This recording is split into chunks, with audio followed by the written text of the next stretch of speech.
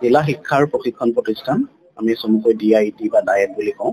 কামৰূপ মিৰ্জাস্থিত এই প্ৰতিষ্ঠানত আমি আজি এখন ৰাষ্ট্ৰীয় পৰ্যায়ৰ আলোচনা চক্ৰ আয়োজন কৰিছিলোঁ বিষয় আছিলে আমাৰ ভাৰতীয় জ্ঞান পৰম্পৰা আৰু শিক্ষা বিজ্ঞানত ইয়াৰ প্ৰয়োগ আমাৰ সৈতে সহযোগ আগবঢ়াইছে ৰবীন্দ্ৰনাথ ঠাকুৰ বিশ্ববিদ্যালয় হোজাই অসমৰ প্ৰতিনিধিসকলে আৰু সঁচা কথা ক'বলৈ গ'লে আমি ডায়েটসমূহৰ উন্নীতকৰণৰ ক্ষেত্ৰত ৰিচাৰ্চৰ যি কাম আছে গৱেষণামূলক কাম কাজসমূহ আমি ত্বৰান্বিত কৰিব বিচাৰিছো আৰু এই কৰ্মৰ ক্ষেত্ৰত আমি IKS আজিকালি NEP 2020 এক আওতাত অত্যন্ত গুৰুত্বপূৰ্ণ বিষয় হিচাপে বিবেচিত হৈছে আৰু সেই IKS সম্পৰ্কীয় আজি এখন আমি নেশ্যনেল সেমিনাৰ ইয়াতে আমি আয়োজন কৰি ইয়াতে আমাৰ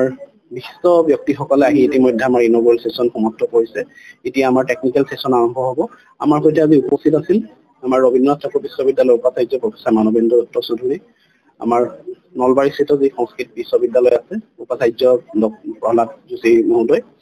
আমাৰ আবিলাকৰ সঞ্চালক আছিল প্ৰফেসৰ সুদেশনা ভট্টাচাৰ্য মহোদয় SCERT সঞ্চালক আছিল ডক্টৰ নীৰদেৱী মহোদয়া তাৰ লগে লগে আমাৰ ERC NCT তাৰ যিগৰাকী সঞ্চালক চেয়াৰপাৰসন অধ্যক্ষ বুলি ক'ব পাৰোঁ আমি অধ্যক্ষ ডক্টৰ দিব্যজ্যোতি মহন্ত ডাঙৰীয়া আৰু আমাৰ ডায়েট কামৰূপৰ অধ্যক্ষ উপস্থিত আছিলে আৰু অত্যন্ত ভাল লগা কথাটো হৈছে আমাৰ জিলাৰ আয়ুক্ত মহোদয় কম সময়ৰ কাৰণে সকলো আমাৰ সৈতে আহি উপস্থিত হৈছিল আৰু আমাৰ যি সমগ্ৰ শিক্ষা অসমৰ মিছন ডাইৰেক্টৰ ডক্টৰ ওম প্ৰকাশ মহোদয় তেখেতেও আহি আজি অনুষ্ঠানটো আগবঢ়াই লৈ গ'ল যথেষ্ট তেখেতসকলে আমাক দিহা পৰামৰ্শ দিলে আৰু আমি এই কাৰ্যসূচীভাগ আজি সুকলমে আগবঢ়াই নিয়াৰ ক্ষেত্ৰত সকলোৰে সহযোগিতা কামনা কৰিছিলোঁ আৰু আমাৰ ৰাজ্যৰ ভিতৰৰ বা ৰাজ্যৰ বাহিৰৰ সমূহ যিসকল পাৰ্টিচিপেণ্টছ আছে অংশগ্ৰহণকাৰী আছে আমাৰ 50ৰো অধিক পাৰ্টিচিপেণ্টছে অংশগ্ৰহণ কৰিছে দুই একে অনলাইন মাধ্যমতো কৰিছে গতিকে আমাৰ সহযোগ খুব ভাল আছিল আৰু আমি এতিয়া আগবাঢ়িব বিচাৰিছো যাতে আমাৰ কাৰ্যসূচীটো খুব ভালকে হৈ যায় নিশ্চয় আনন্দিত এইটো কথাৰ কাৰণে যে আমি আজি ডায়েটে নেশ্যনেল লেভেল এখন সেমিনাৰ আমি অৰ্গেনাইজ কৰিব পাৰিলো গতিকে খুবেই সুখী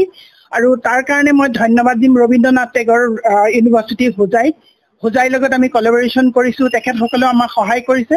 গতিকে আমি ইয়াতে বিভিন্ন ধৰণৰ পেপাৰ আহিছে পাঞ্জাবৰ পৰা অল ইণ্ডিয়া লেভেলৰ আমাৰ পেপাৰ আহিছে মিজোৰাম কওক পাঞ্জাব কওক বেলেগ বেলেগ ষ্টেটৰ পেপাৰ আহিছে গতিকে ভাল পাইছো ইউনিভাৰ্চিটিৰ পৰাও আমাৰ পেপাৰ আহিছে গতিকে খুবেই সুখী এইখিনি আমাৰ ফাৰ্ষ্ট ষ্টেপ হয় নেশ্যনেল লেভেল সেমিনাৰৰ কাৰণে যদিও আগতে সেমিনাৰ পাতিছিলো গতিকে যিমানখিনি আজি আমাৰ যিখিনি ৰিচোৰ্চ পাৰ্চনলৈকে আহিছে তেখেতসকল অৰুণাচলৰ পৰাও আহিছে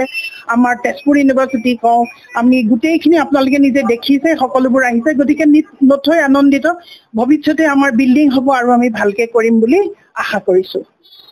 ব্যৱস্থাত আমাৰ ইণ্ডিয়ান নলেজ সিস্টেম কেনেকৈ তাক মানে অন্তৰ্ভুক্ত কৰিব পৰা যায় ইয়াৰ ওপৰত এক সুন্দৰ এক মানে নেশ্যনেল সেমিনাৰ ৰাষ্ট্ৰীয় পৰ্যায়ত তেওঁলোকে সেমিনাৰ আয়োজন কৰিছে আৰু ইয়াতে আমাকো মাতিছিলে বাবে আমি অলপ সময়ৰ কাৰণে হ'লেও ইয়াত উপস্থিত হৈছো বিভিন্ন বিদ্বান লোক আৰু ইয়াত একেলগে জইন কৰিছে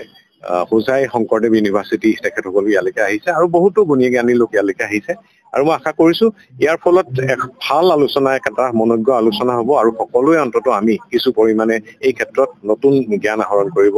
সক্ষম হ'ম সকলোকে মই এই অনুষ্ঠানৰ সফলতা কামনা কৰিছো আৰু সকলোকে আদৰণি জনাইছো এনেকুৱা আৰু লগতে মই এইটো কথা মোৰ ভাষণতো কৈছো যে আমাৰ প্ৰত্যেকখন উচ্চ শিক্ষা অনুষ্ঠানে এনেকুৱা ধৰণৰ সেমিনাৰ বা এনেকুৱা টপিক বিলাকৰ ওপৰত সেমিনাৰ আয়োজন কৰিব লাগে যাতে আমাৰ জ্ঞানৰ পৰিসৰ আৰু বৃদ্ধি হয়